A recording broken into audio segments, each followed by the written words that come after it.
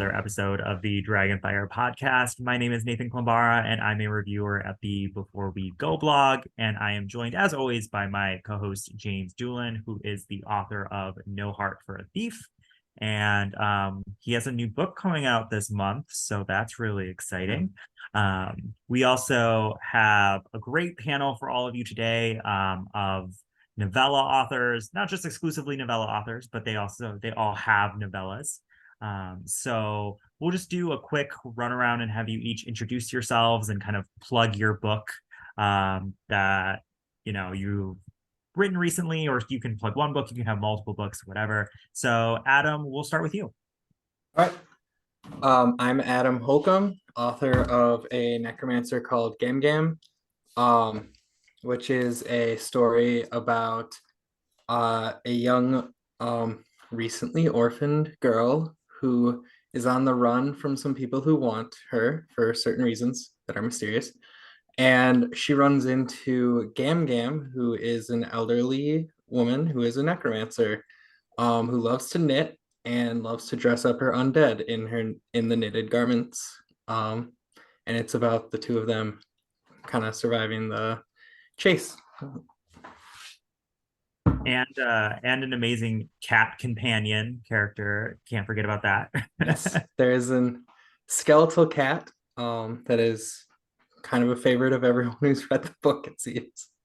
Yeah, I mean, all I want whatever you can give us, but I mean, a standalone novella just about our favorite cat companion is really what I want. There will be at least a short story. Oh, I have cool. the ideas of it. Is that an exclusive right now? Yeah, no, I've talked about it before. But okay. I have most of the idea figured out though, so that's an exclusive. So it's going to happen. Okay. Yeah, I've bugged Adam on Twitter about it before, like right when the book got published. So I've got him getting my way. Next we have Patricia Anderson. So Jackie, did you want to plug your book? Hello.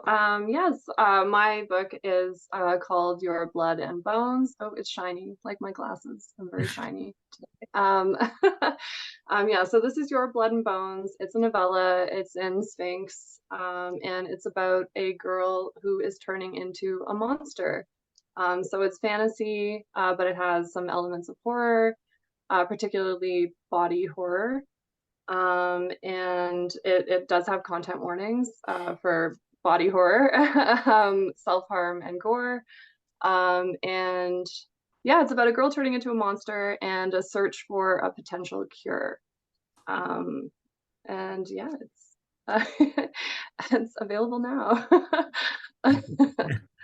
Yeah, and for anybody listening or watching, Sphinx is the speculative fiction indie novella championship, which is a kind of sister competition to SPIFBO or Space Fic, which is a competition for independently published novellas in science fiction, horror, and fantasy. And I guess I should have plugged at the very top that, yes, I am one of the co-organizers of Sphinx, but I'm not a judge for Sphinx in any particular way. So it's not a conflict of interest for me to be just talking to three of our participants here. So I just wanted to make that clear to everybody who is either here or not here. And then finally up, we have Sarah Chorn. Yes, so I am so good at, marketing myself. I don't even have any books down here to show you people. So I'll just tell you, I'm Sarah Chorn, and I write stuff and I edit stuff. My most recent book was The Necessity of Rain, which is very much not a novella. The novella I entered in the competition is A Sorrow Named Joy, and it's kind of a, I don't know, weird sci-fi thing. Yeah, yes, there you go. I always describe A Sorrow Named Joy to people. It's like a Black Mirror episode, but you don't want to die at the end of it. Like it doesn't crush you in the same way. Like it's still emotional and it still has those same beats, but it's like not quite as nihilistic as a Black Mirror episode. Yeah, I was going for a lighter touch in that one. Yeah. Well, maybe we should start off because we do have the author who kind of in a way got the ball rolling on Sphinx with his tweet. Adam, can you tell us a little bit about your role in Sphinx?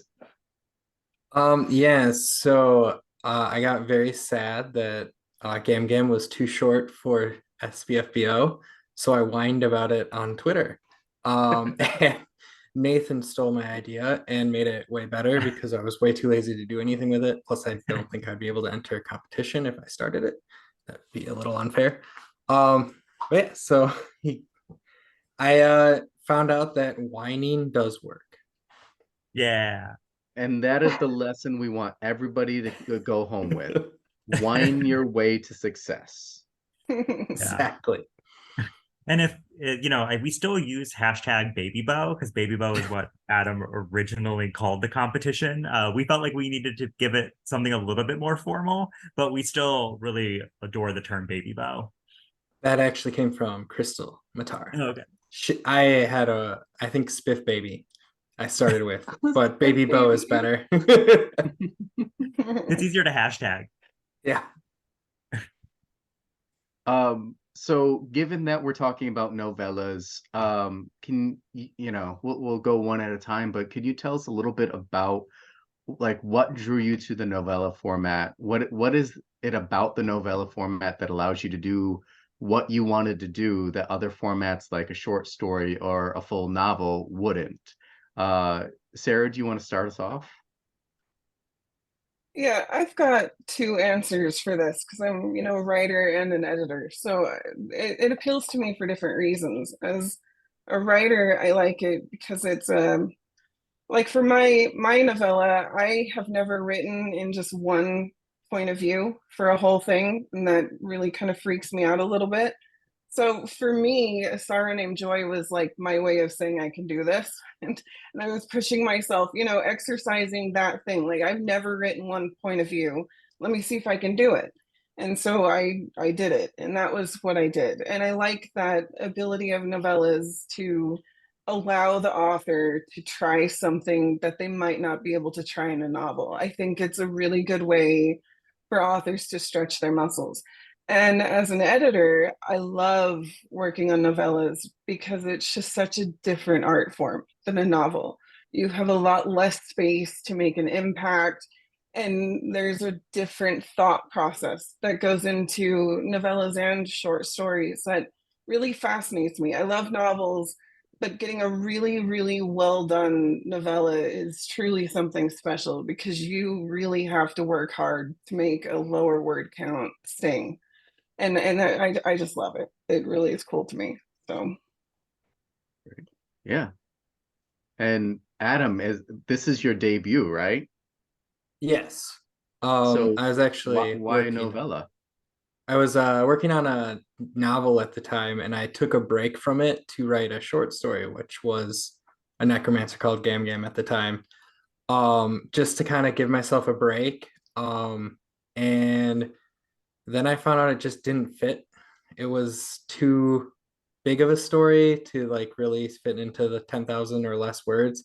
So I expanded it out into a novella, and it just fit a lot more comfortably in there. So that I actually just tried to write a short story and then got really roped up into it, and now it became a novella with plans for sequel novellas and other short stories and stuff like that. Nice. And last but not least, Jackie. For me, I think it's like the perfect format to go a bit weird or like experimental maybe, but also still be able to go deep. Because like mine is a bit strange. No one in this novella has a name, and none of the places have names either. And that was a little bit difficult to do. And I honestly think this is maybe the longest format that you can pull that off without people getting really annoyed with you. So yeah, I just decided to do something a bit different, I guess. And short stories you can go even weirder because they're shorter, but you don't get the depth, right? So I think that's why it's perfect for this anyway. Nice. So, you got a lot of indie authors who will write novellas, kind of draw in people to their newsletter, or kind of hook in readers.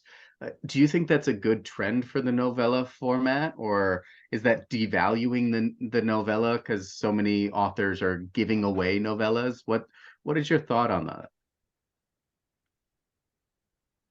For me, I actually thought a little bit about how Will White often gives away massive amounts of his books. So I don't think giving away free is bad for your books at all, or just in general. I think it's just a good way to grab people in. So it all kind of comes down to the quality of it anyway, no matter what, whether you want to sell it or give it away.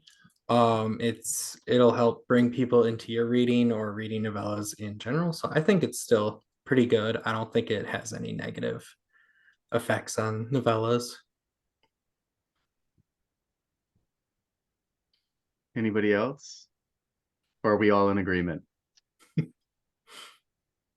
I think that whatever gets people reading your work is generally good. We, as authors, half of the battle is to stay relevant in a market that's constantly changing. And if one way to stay relevant in a market that's constantly changing is offering people your book, I mean, what are you out really? So occasionally I'll do free runs on all of my books, and that's about as much marketing as I ever do. But I always get people who yell at me for doing it because I'm undervaluing my work. And then there's this other camp, and this is where I tend to fall mentally. But there's this other camp that's like, well, if I give away all of these books and even 10 people read it, that's 10 more people than I had before. And maybe those 10 people will get more people to read it. And, it's small and the seeds start small, I think, but I think it's something that's worth considering. And the other camp is, devaluing your work. And that's also something to consider. And it just depends on where we all fall. But I don't think it is doing anything wrong. I think it's a marketing strategy. And I don't know. That's where I am. Yeah, Jackie, did you have? I think you guys have probably said most of it, but I do think there's a big difference between like a tie-in novella that like leads people into your series. And it obviously makes sense to give that away for free. And I'm pro giving books away for free in general, because I do think that more readers is good. And I don't think it devalues novellas. But with standalone pieces, it feels like a separate thing. So I'm kind of, marketing it separately. And that's why mine isn't free, but I'm sure it will be free at some point. Yeah, I will say one thing that I appreciated about each of your novellas is that they did feel like a complete package, and that I wasn't just getting a small 60, 80 page book to get me to buy a longer novel, right? Like, I think sometimes that's where novellas can sometimes fall, where it doesn't actually feel like it's a complete bite, or it doesn't feel like a complete meal. But all of three of your novellas definitely felt that way, and I think that's what I appreciated about your novellas, really, as a reader. But yeah, like, so speaking of kind of indie authors using novellas and all of that stuff, over the past few years, we've seen novellas start to enter the mainstream a little bit, in a way that didn't seem to exist 15 years ago. Do you feel that the perception of novellas within science fiction, fantasy, and horror has changed over the past so many years? And what do you think the reason for that change, if there is one, exists? Anybody want to start us off? I'll go. I'm just afraid I'm talking too much. Oh, no. I think No. Well, I think you can address this on a few levels. And on the one hand, it's going to come down a little bit to market trends. And you have things happening right now, like with the cost of paper, that's making it so publishers aren't really buying epic fantasy as much anymore because it costs too much to produce it. So what they're doing instead is turning to romantasy, which are shorter books that are packaged to sell. I mean, people buy romance. That's just the way it is. And so it's cheaper and it sells more. However, what I'm talking about though is you're going to see more lower page counts, I think, books hitting the market. And I think one of the results of that is going to be novellas are going to start to come up. And you've seen a lot more prominence in stuff like Tor.com, who focuses on shorter works. And so there's publishers like that. But I do think because of a lot of the market trends right now, we'll probably see more focus on shorter books. And just because of the way, and then every time I talk to people about this, it's all at paper cost is what everyone says. But I think it's a consideration, and that's one thing. And I think another thing is now people have shorter attention spans, we have more to do. And so it's a lot easier for a lot of people to read 100 pages and get a full story out of it than have to sit down for like 800. So, I think it's more accessible to people who have really busy lives too. So yeah, that's it. I can relate to that because that's the reason I love reading novellas, is because I'm a slow reader and it's easier to do that than read something that's 800, 900 pages. Yeah, that's definitely true. Yeah. I like that you can read some of them in like an hour. I read Dragon Meat by Angela Board the other day, and I literally read it in an hour. And I was like, wow, a whole story just done. It's wonderful. I do have a follow-up for all of you as authors and people in the publishing industry. One thing that we've noticed, especially with Tor.com and traditionally published novellas, is that they're still charging like full novel rates for these things, right? Like Murderbot is still $20-$30 for one of these books. Do you think that novellas should be priced as the same as full-length novels because of the time and the creativity that goes into them?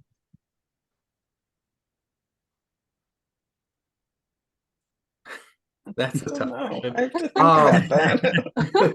For our Like- podcast like, audience, no, there's I a don't lot know. of faces happening. Yeah. Sorry, this question was not pre-sent out. Sorry, I just thought of it when Sarah was talking.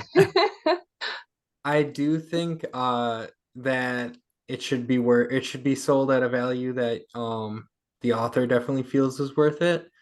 Because like sometimes for hardcovers, like the lowest I could get my hardcover to be is like $18, $19. And I'm making maybe $1 off of that, if not less. So there's really, but that's self-published. Those print on demand definitely is more costly, but I do find that like you have to price it to some degree. I do think that it tends to be a little overpriced in trad publishing, but I don't know, I still buy it anyway.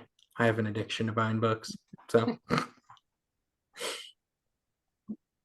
That's fair. Any other thoughts on novella pricing? I think kind of feel like everything's going to get expensive. No, you're fine. I just think everything is going to be expensive. So they just got a start. So they're good. Yeah, everything is getting very expensive. Jackie, did you have some thoughts? I was just gonna say that definitely with indie, we do have to consider the fact that a lot of us have to price a bit higher just because of what Adam said. Like it is like, oh, okay, so I'm in the red, and then you have to go up and you go up until you just you just make it. And then unfortunately that's what they usually get set at. But I don't think when they're priced cheaper, for instance, like my paperback for this book is pretty cheap. It's like $10. And I thought that was reasonable and it works with the printing. But I definitely don't think of it as like charging less for our creativity. I just think like it is a lot less time, like someone's going to read my novella in 2 or 3 hours. So I think it's $10 versus my like 700-page book, which which takes a bit more than 2 or 3 hours. So I think the creativity is the same. It's just a much smaller time investment and package. And Trad seems to still be trying to figure this out, because I've noticed like Tor.com now is starting to do like omnibuses of like Wayward Children and the Alex Harrow like Fractured fairy tale fables, whatever that series is. And so it seems like they're still trying to figure out how to price it and what consumers are actually willing to buy in the novella format. I think publishing in general is just changing right now. And I mean, so many things are in the air. Like everything's different. I feel like this year has been the most fluid with publishing in all of my years editing. It's been kind of wild. And I think a lot of them, and because of this, are going to be experiencing and toying with things like price points and stuff. Because the fact is, indie is having a huge impact on trad, and trad's having a huge impact on indie. Like the two markets coexist, no matter what people think, they exist together. And so a lot of things are fluid and fluctuating between the two of them, and I think it's just going to be an eternal game of balancing skills and people figuring stuff out. Price points is definitely going to be one of them. So Yeah. Well, to change up our conversation a little bit away from like costs and inflation and all that fun stuff, I don't have an economics degree, and it's not necessarily what I want to talk to you about. I want to talk to you about your work. And one of the reasons why you're here is because Sphinx is a new competition and you all entered. What is it like entering a competition on its inaugural year? What, like, are you excited about what it's going to look like? Are you a little worried because it is new? Why did you enter the competition this year, and what do you hope to get out of it? And I could leave for a couple minutes if you guys really want to like say what you want to say. I mean, he's going to edit it afterwards, so he's going to hear you. Yeah. Practice your impassive face. I think I can comment on this. It never occurred to me to wait. I wasn't even going to publish this until November. And then at the, as soon as Adam made that, I was there at the beginning. I saw the tweet. I responded baby bow in all caps multiple times. As soon as Sphinx became something that was actually going to happen, I had to publish my novella immediately. Like I didn't even think. Now that you say that, I'm like, why didn't I wait? I mean, I don't think there's anything wrong with the first year, but I didn't even consider waiting.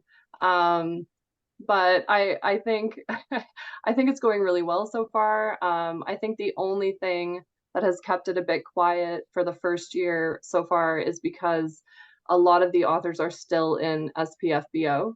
And I think once that calms down a little bit, narrows the field a little bit more, it will get louder. So I don't think we've actually seen what it can do in the first year yet. I think it's gonna get a little more wild. We also unfortunately launched it right as like social media started burning down and everybody's fractured. And so that's also not been super helpful. So yeah, I chose to enter the first year because I didn't really feel like I had a choice not to. Between the really whiny tweet about hoping or wanting the competition and Isabel from Shaggy Shepherd yelling at me to make sure I'm entered. She would be mad if I didn't. I kind of felt pressured to do it. But I'm kind of along with Jackie. I didn't really even consider if like waiting because Gam-Gam was already released. I'm like, might as well try it. I did feel nervous because all of the people I know who are great authors decided, oh, I'm going to enter this as well because they all already had novellas out. So I'm a little terrified of the competition. But I was just very excited to be a part of it and enter right away so that I can gloat about that, just being in it. How about you, Sarah? I saw some people like encouraging you to enter online, and there seemed some trepidation. So, what was your thought? yeah, I had no intention, none, zero. I wasn't gonna do it. I forgot even the entry day was happening. I was living my life, and then someone sent me a message and said, hey, do you want to be on my judging team? And I was like, oh shit, that's happening. And they said, yeah, it's almost full. And so I thought, well, why not? And then I entered. And then I freaked out and I blocked every word trace on Twitter, on social media, anywhere. So I don't even know what team I'm on until like 10 minutes before this podcast started. And I was like, I should probably at least know who's judging my book. And so now I know. And now I don't, I wish I didn't know. It was better not knowing, is what I'm saying. But that's the whole drama surrounding me entering this contest. I don't, you people scare me. So I can really you're really tell good you at have writing. that competitive spirit. You're I can really relate good to at that. writing, and that's it. You're good. Yeah, but like round one of Sphinx is a little less cutthroat than round one of Smithbow, because out of the 20 books in each group, 5 make it through. So the odds are a little more in your favor right now. That's true. No. Yeah, I don't know. I entered 2 of my books in the SPFBO, and I learned then I have to just pretend like it's not happening. And that's where my sanity is. So all I hope is that they're gentle, and if they're not, I don't want to see it. That's it. Those are my hopes. So Well, I think, and this is kind of a follow-up question. I think we all know Sarah's answer to this question based on that last response, but do you all read your reviews? Are you somebody who kind of checks Goodreads and sees what's coming in, or are you hands off? The only time I didn't read my reviews was when I was up in camping with absolutely no cell service. Otherwise, I've been addictively doing it.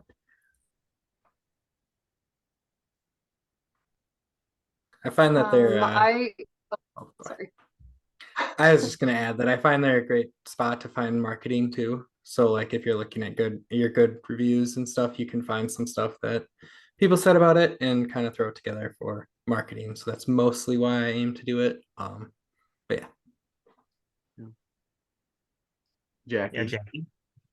I feel like weirdly detached from this novella. I think because it was so fast, like it was published so quickly because of Sphinx. I don't feel like reviews can harm me with it. So I probably will read all of them for this one, but with my novels, sometimes I try to avoid them. But I have a designated review reader in my brother. So if there's something that looks like it might be questionable, I get him to read it. And then he can tell me if I should read it or not. And if I don't read it, he can tell me anything that is productive for me. Everything in the review is productive for readers, but I don't always need to know everything. Yeah. I thought about asking Sarah to do my reading, but I think she'd get more mad at a bad review than me. So That's like my husband. My husband would. I don't want him to read the reviews. oh yeah, to clarify, Sarah is my wife I'm referring to. Yeah, I figured we are all named Sarah, I've learned. So I figured there's probably another one somewhere in your life.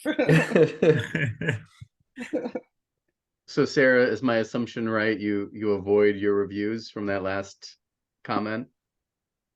Yeah, so I talked to someone about this today. In fact, I realized after I published my first book that I was getting too tied up in the rat race, like the Twitter race to be seen. And then it turns into, well, why am I not as cool and sparkly as that author? And why doesn't anyone care about my stuff? All that. And I got like so sucked into it, and it really started doing a number on my mental health.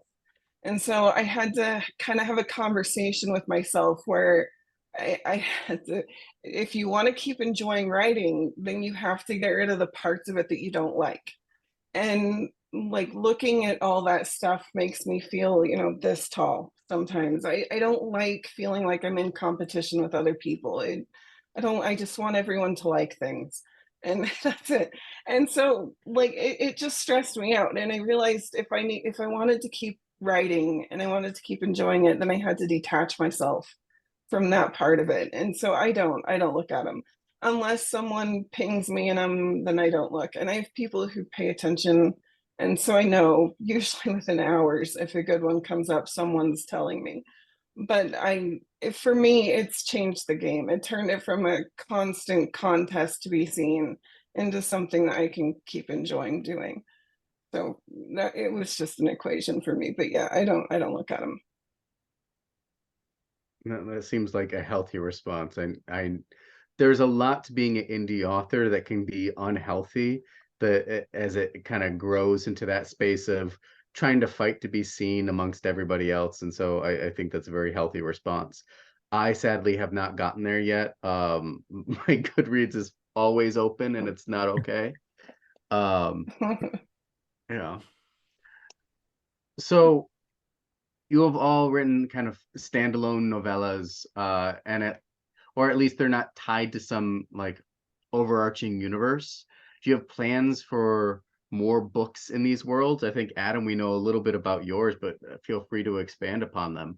And would you ever consider kind of writing a full-length novel as a part of a series, kind of, i.e., Murder Bots?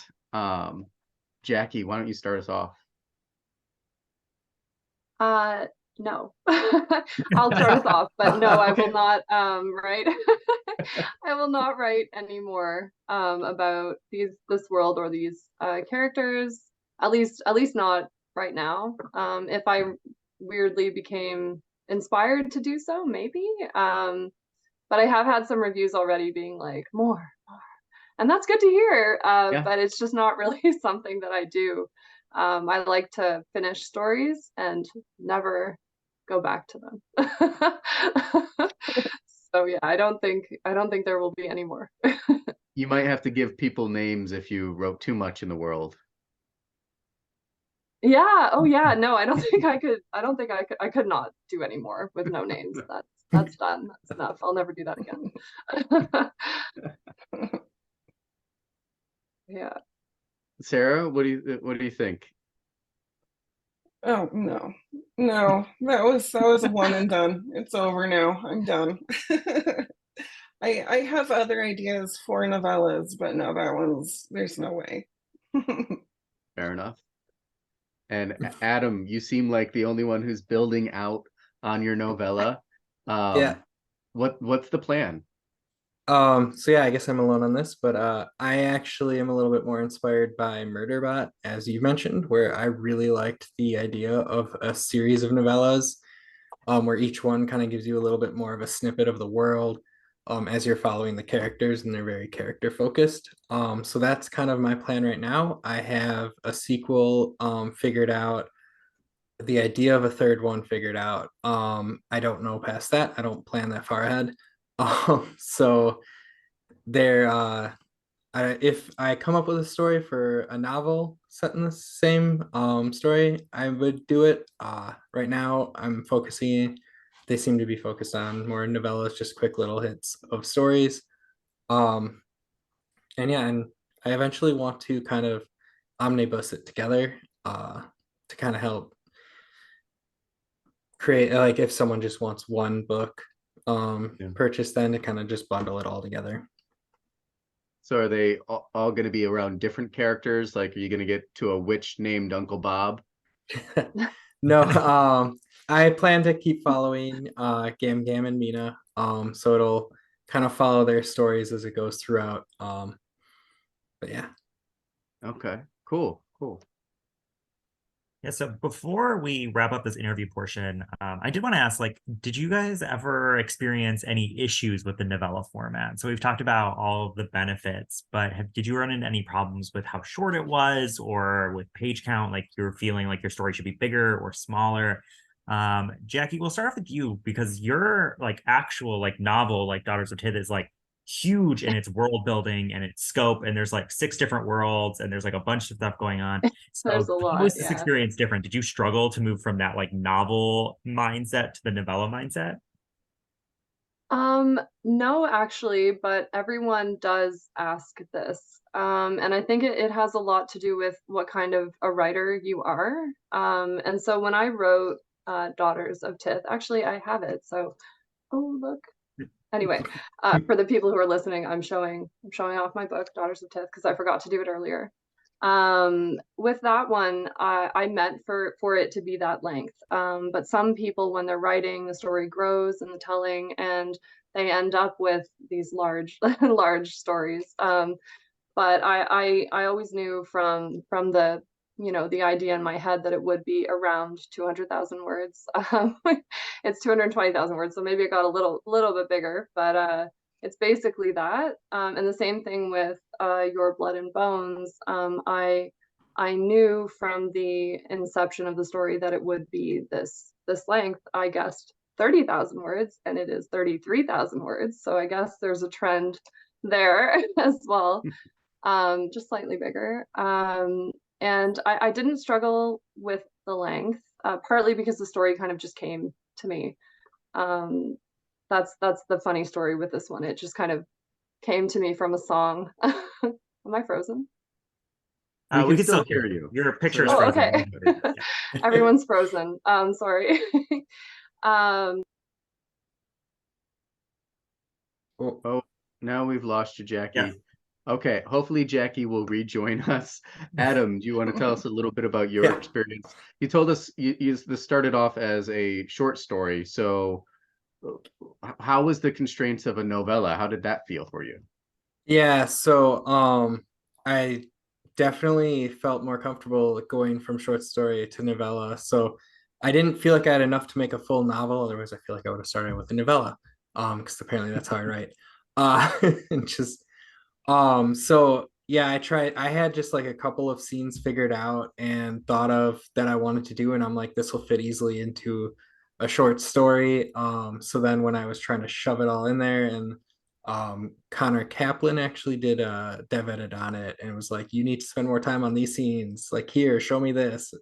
That when I just ended up growing it out, it kind of fit nicely into about 30,000 words.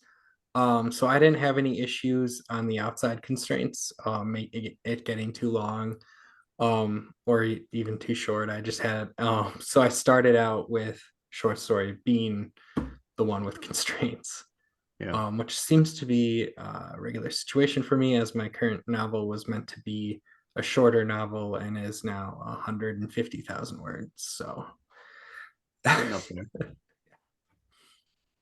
You're not on Jackie's level yet, but we'll yeah, see. I don't know if I could do it that long. Sarah, how about you?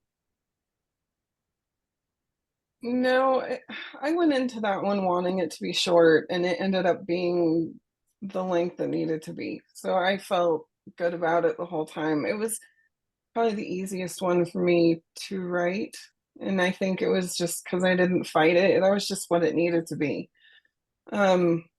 I do see it a lot when with editing, though, when people come to me with books that they need to be either a story or novel. It's common. It's hard. It's a hard format to find and to fit yourself into, and there's definitely an art form to it.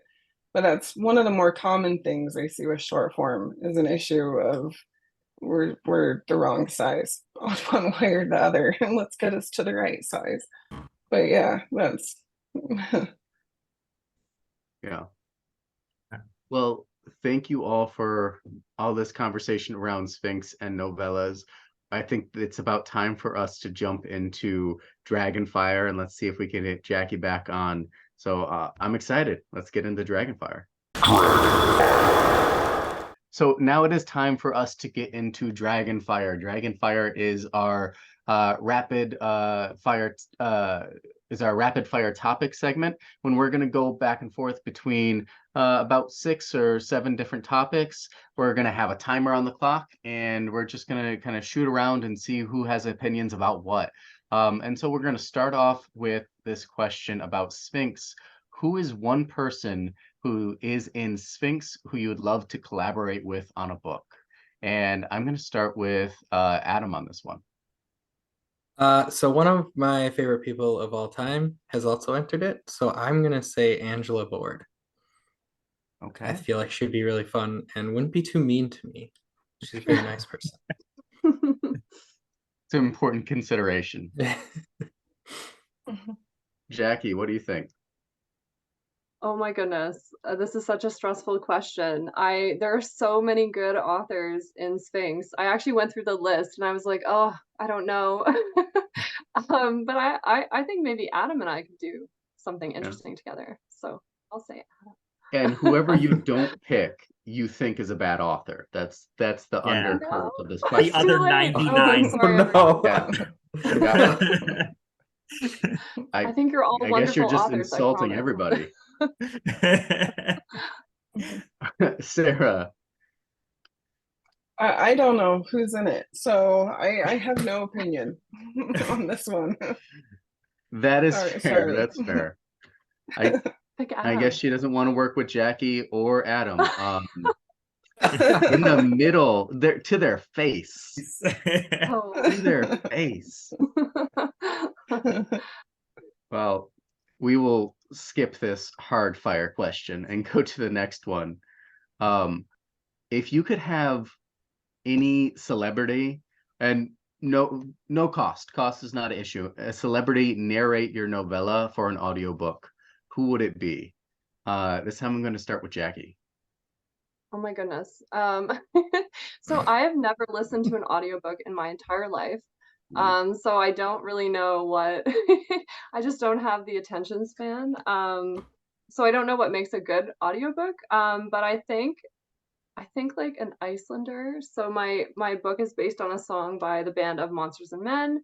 So maybe like the singer from of Monsters and Men, or maybe Bjork. I don't know.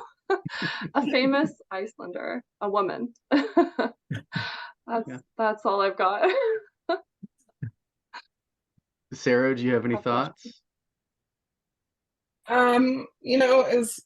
This is probably going to sound weird, but there is Claire Danes does a narration of The Handmaid's Tale, and she does a great job, and I've always liked it a lot. So if cost wasn't an issue and she didn't look at me like I just flown in from another planet, like what? I would go with her. She's good. She's got a good voice. In this hypothetical, you and Claire Danes become besties, and she brings you into her next rom-com.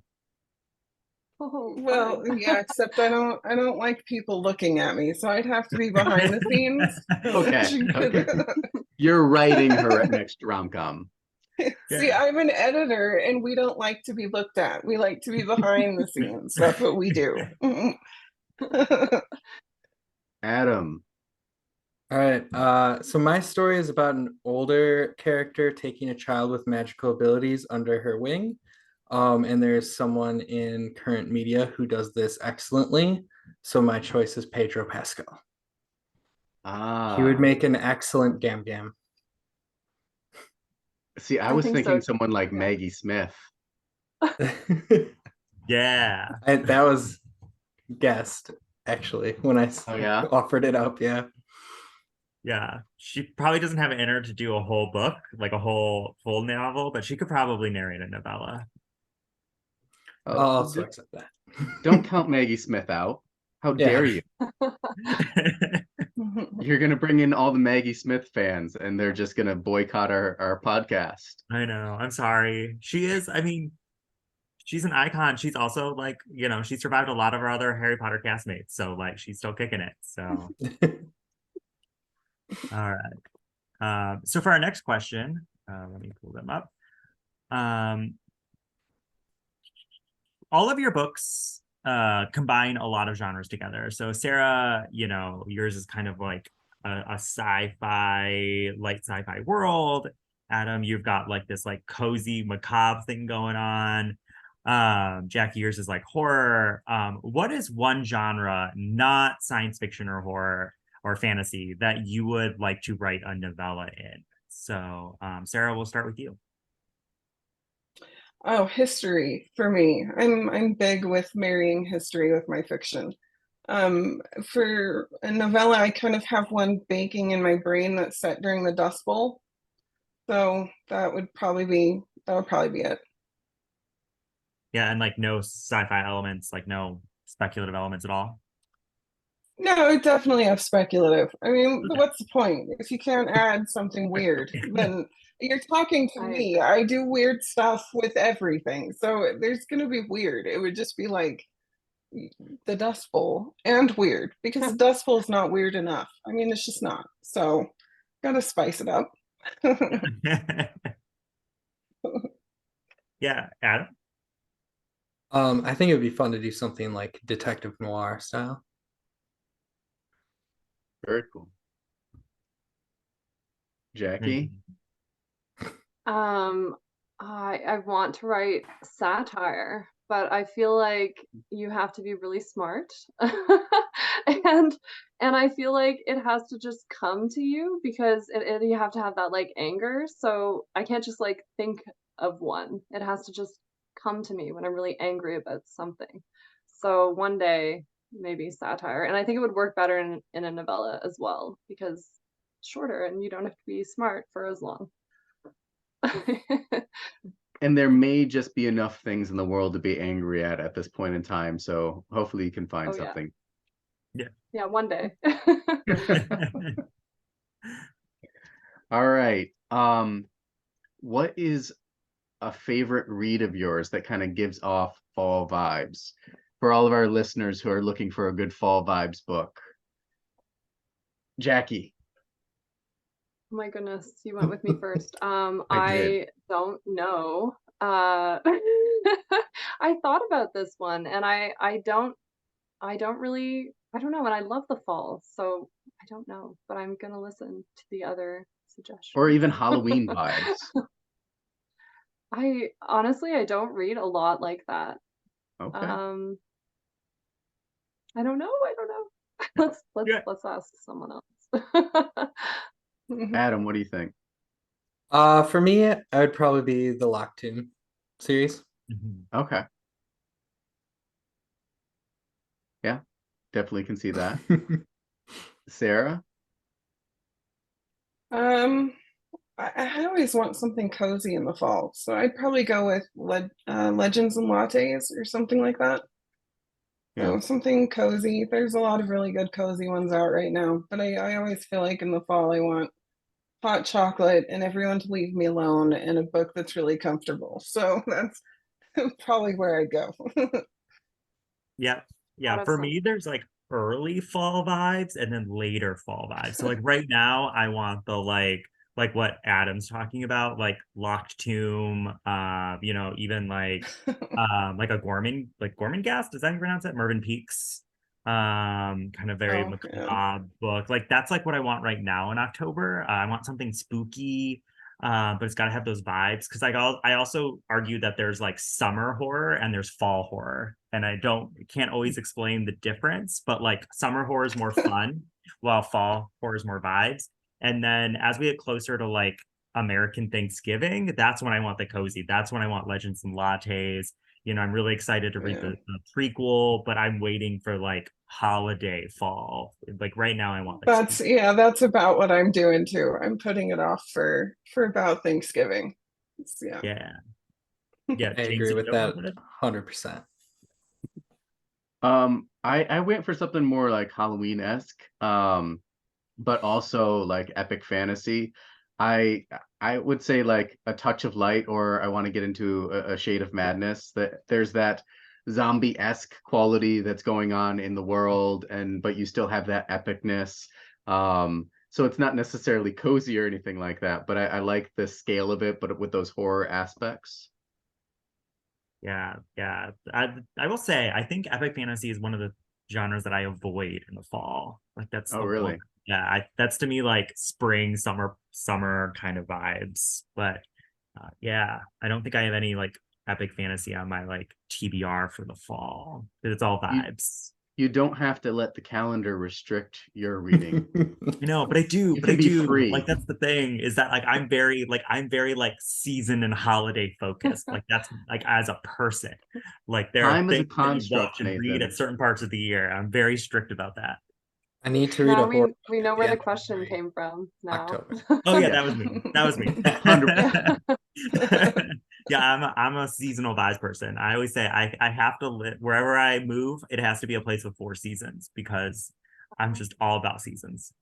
You know a question is from Nathan when he has multiple answers for it. So if you're ever listening to the podcast, he's like, I'm gonna play Lucy with this one. I have 3 answers. It's because Nathan has thought of this question and he's like, this, I have too many answers for it. Yeah. That's smart. So next, what is a book that you think, this really could have been a novella or a short story? What could have done with some losing of page count? Adam.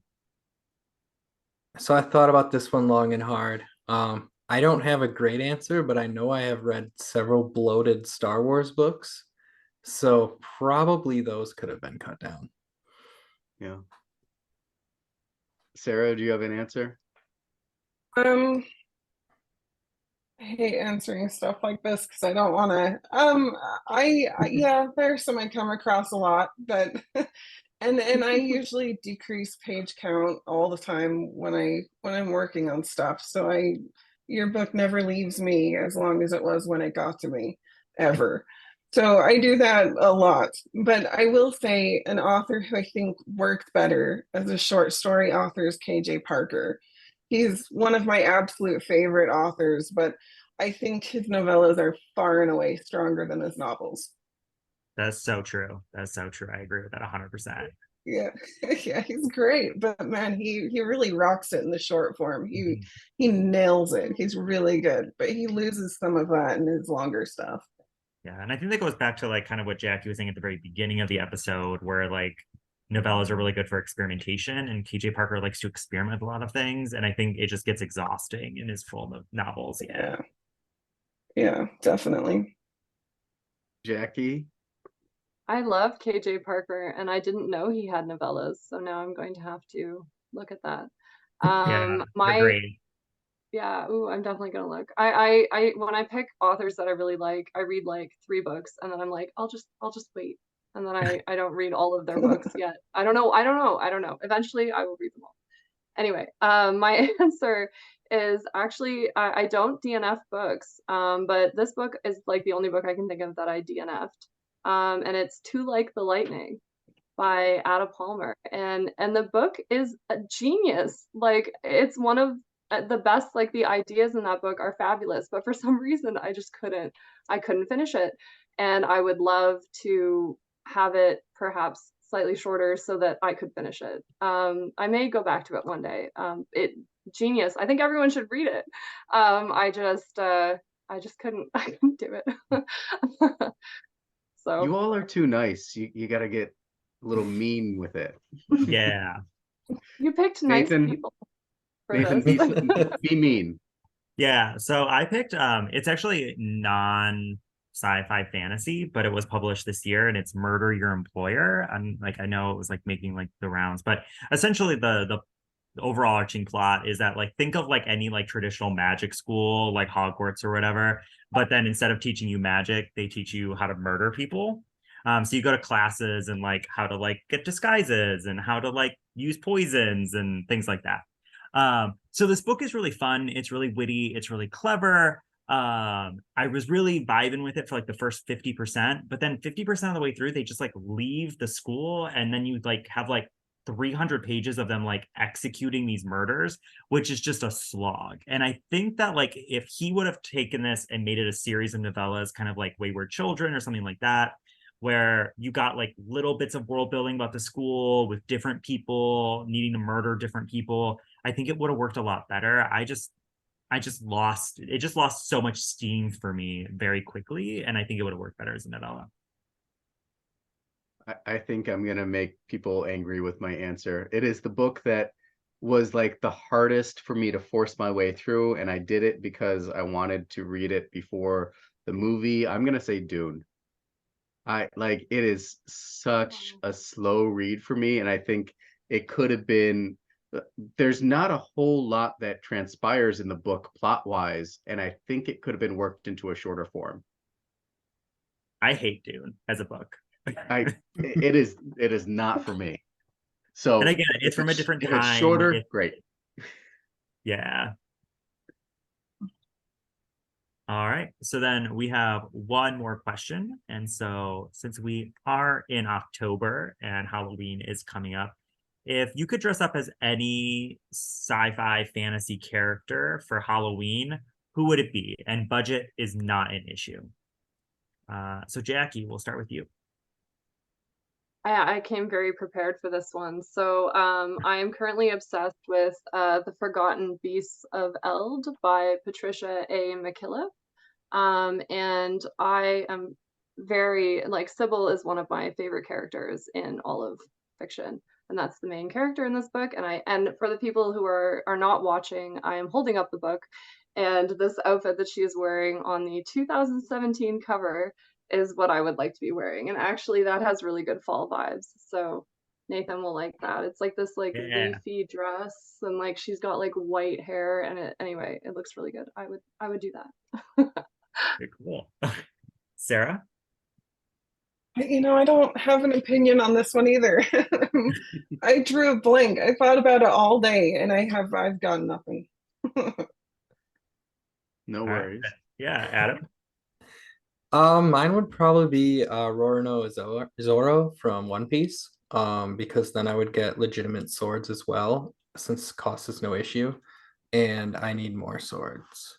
I also want to see if I can hold one in my mouth. I don't think I can. Yeah, the mouth sword. The mouth sword is super I think important. that ends badly. Hopefully they're dull blades for your costume. Yeah, James, who are you dressing up as? So I haven't, it's a weird answer because I haven't read this series yet. I've just heard a lot about it. And I feel like dressing up like a depressed robot that I don't really have to like show my face, but I can kind of just hang out in the corner and be a depressed robot while I'm, sipping on something. I'm going to go Murderbot. And like a really nice Murderbot costume. And I can be my introvert self behind the visors. I like that idea. I'll do that too. I'll do that too. We can be the robot people in the corner. I'm there. That's my answer. That was mine first. We'll just text back and forth, not actually talking. Yeah. Yeah, exactly. I thought you were gonna go with Marvin from Hitchhiker's Guide to the Galaxy. Oh, you said depressed robot. I mean, you have multiple depressed robots now. They need to have a depression off. Yeah, Murderbot would be cool too, because like I feel like you would get so many different interpretations of that character because Murderbot is so briefly and like gently described. Like I've heard like a lot of people like gender Murderbot in a lot of different ways and interpret Murderbot in a lot of different ways. So it'd be really cool to see different people's interpretations of what Murderbot actually looks like. Nathan? So I went with like Kelsier or any other major character from Mistborn because give me a mini jetpack and then like let me pretend to do like the jumping with like just throwing coins at people like at the ground and then like jumping up. I think that would be super cool. Like so not even like my favorite character or my favorite book series, but I think like as like a Halloween costume, it would just be really cool if I like didn't have to worry about a budget. I thought mine was going to be the most expensive, but then you added a jetpack to yours. And Hey, you just you put in the out of question. water. You put in the question. Lots No of budget. safety equipment. Yeah. Safety equipment is expensive. In that case, I want to be Tony Stark, and part of my costume is his cars. Yeah. My wife and I actually discussed doing an Ellen and Vin costume at one point. Nice. But not with the jetpacks. That's a brilliant idea. Yeah, because in the real world, money is an issue. So we do have to. So I will briefly regale you all with my favorite Halloween costume I ever did. I went one year as a table, and it was fantastic. I had like the flowers around my head, and I had the whole cut out, and the whole thing was on my shoulders, and I had plates, and under the plates were the candy bags, and so you'd put it. It was great. And that was the last time and only time I ever dressed up for Halloween ever. So anyway, that's my costume. That's my contribution. There you go. One year I was a table and it was awesome. I feel like that's a really great opening line to a quirky novel. One year I dressed up as a table for Halloween and it was awesome. I thought you were going to say someone You're should write welcome stories to at a it. table so that it would apply. If anyone uses that line, I have to read the book that comes from it. So Yes. just yeah. Well, thank you all so much for being a part of this. This was a lot of fun. I hope you all do really well in Sphinx. I know, Sarah, you probably won't know until somebody tells you you've won the whole thing. So good luck to all of you. And I hope you enjoy your time with it. Thank you, everybody, for being a part of this podcast and for listening in. We do release a episode of our Dragonfire podcast once every other Tuesday. So please tune in and listen. All of our all of the information for the podcast and our authors will be down below in the notes for this episode. Thank you very much for tuning in. And one last thank you to the authors. Thanks for having me.